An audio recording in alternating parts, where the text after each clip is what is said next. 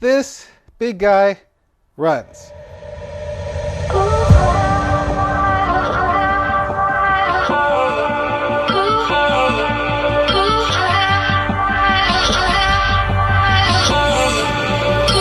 What's going on, guys? So if you guys don't know me, I am Jeremy, the Goku runner. I have a running channel and I am a bigger runner. If you guys want to subscribe to me, go ahead and subscribe to me right now, and then let's continue on with this video. I'm sure you guys have noticed that I am a bigger guy.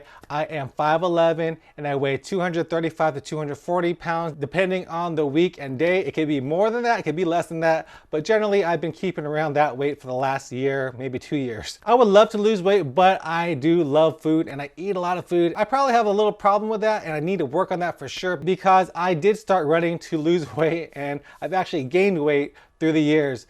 So definitely it's the food, because they say running helps lose weight, strength training helps lose weight, which I definitely do, and cross training helps to lose weight. And I do all of those, but my diet is horrible. But that's gonna be another video for another day. But let's just talk about me being a bigger runner. And you know, whenever I go out to races, whenever I did go out to races, a lot of people come up to me and say, hey, aren't you the Goku runner? And that's awesome. I love meeting you guys. But I did notice that those people that came up to me are the bigger guys, the bigger runners. And that's awesome. I think it's awesome that people, you know, kind of identify with me as a bigger runner, as a bigger guy, and they want to see my training. And you know, my training, I'm not the fastest guy, I am not the strongest lifter either, but I do try to show you guys what I do, so hopefully it does inspire you. And some people have told me through messages or whenever I meet them in person that I am an inspiration, which is awesome. I'm very humbled by that. Like I said, I am just a regular guy, nothing special about me. I just have a camera and I like to record it and show you guys.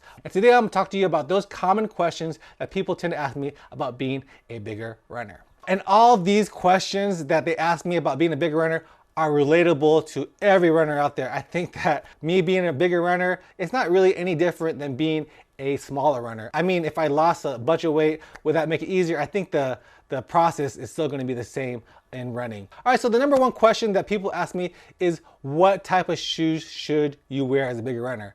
And you know what, if you go to a running store, I'm pretty sure 95% of the time, they're gonna put you in a cushioned shoe, thinking because you are a bigger guy, you're a bigger gal, you're gonna be putting a lot of pounding onto the pavement. And if you're a bigger runner, that's more pounding that you're gonna be doing because you're heavier, which is true. But you know what? What I run in normally are Vibrams. Those are those 5-finger shoes that people love to hate. I also run in very minimalist shoes. For me, I did start off running in cushioned shoes and that caused a lot of shin splints. And I think that sometimes when you do wear cushioned shoes, you're going to be hiding the fact that you're having bad form. So I think that you should definitely experiment with your shoes, but you have to work on your form too. Because if you have bad form and you're wearing a super heavy cushioned shoe, you're just going to be masking the bad form until it actually builds up and causes injury later on. Because whenever I was running in cushioned shoes, I was running with my heel first and that would cause a lot of shin splints.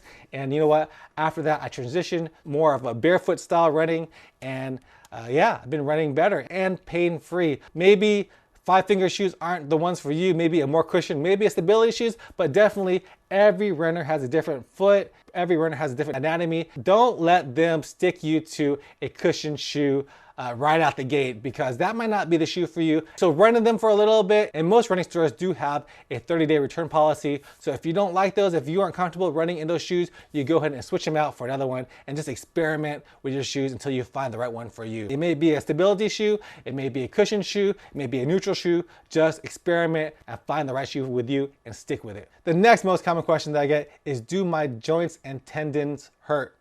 No, they don't. I am perfectly fine. I would say that none of my joints, none of my tendons hurt. I know that I'm putting a lot of stress on my tendons and my joints whenever I'm a runner because I'm a bigger runner, but just like any other runner, you have to build up your mileage. You can't just go out there and run 100 miles and expect to not hurt. I mean, it's gonna hurt. If you build up slowly, like the 10% rule, like they say, do 1 mile first and then gradually move up your mileage week to week, I think your body will get used to all that pounding. Your joints, your tendons, and your muscles will all get used to that stress that you're putting on your body. But you have to build up slowly so that your body can get used to it. So do my joints and tendons hurt? No.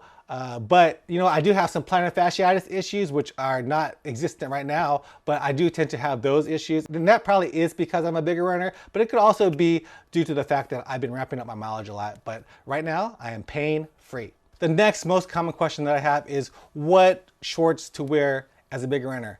And as bigger runners, we have huge thighs. I'm not gonna lie, I have big thighs. There's no such thing as a thigh gap when you're a bigger runner because we just have huge legs, huge thighs, and the problem with that is that it causes chafing whenever the skin is touching or something is rubbing. So the type of shorts that I like to wear as a bigger runner are ones with like compression shorts. Like right here, like this, these shorts, they have a lining, and then sometimes they have that lining that's kind of like an underwear lining. This is more like a boxer brief lining where the fabric is compressed around those thighs, so whenever you're rubbing, it's not going to be the skin to skin contact that's going to cause that rubbing and then cause that chafing. So definitely those are a good pair to wear. But if you don't want to wear those, and a lot of my shorts aren't those, they are those typical brief lining on my shorts, I wear those a lot, but I wear some anti-chafing product, and I like this one. This is the Gold Bond.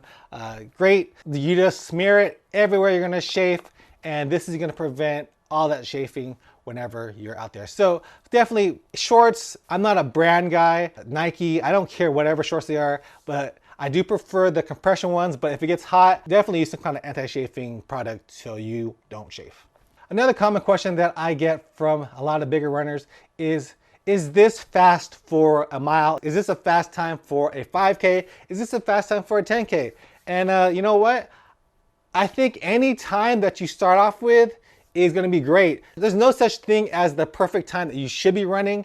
You just have to start somewhere. So if you run a mile in 15 minutes, that's fine. That's your baseline. You just have to work hard and train hard to try to beat that time next time. So there's no such thing as a good time for a weight or a mile or anything. It's just something that's very individual to you. I mean, there are people that are bigger than me. There's a guy on YouTube right now, Rob Bailey. He's like 265 pounds and he ran a sub 6 mile.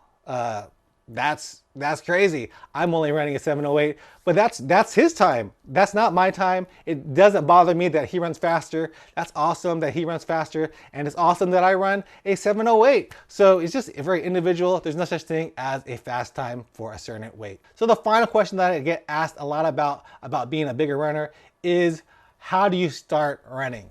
You know, and just like any runner out there, you have to start with that first step.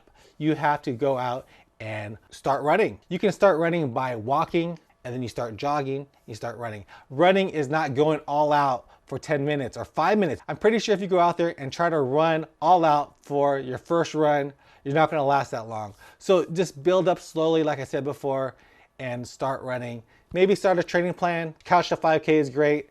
But you know, just start running. And just because you're a bigger person, just because you're a bigger guy, just because you're a bigger gal, it doesn't mean that you can't start your running journey right now. Just make sure you are medically fit for it and go out there and start running. You may not be the tiniest person out there, but you know what? It doesn't matter. So anyways, guys, if you guys want to buy this shirt, if you guys are a bigger runner and you guys want to buy a This Big Guy Run shirt, and I also have This Big Gal Run shirt, you guys could go ahead and check out the links down below and support this channel. And if you guys want to, go ahead and check out some of my other videos. I do 5Ks to ultra marathons, and I do a lot of fitness videos also. Yeah, go ahead and subscribe to my channel, and I hope you guys enjoy this video. I'll see you guys next time. Peace out.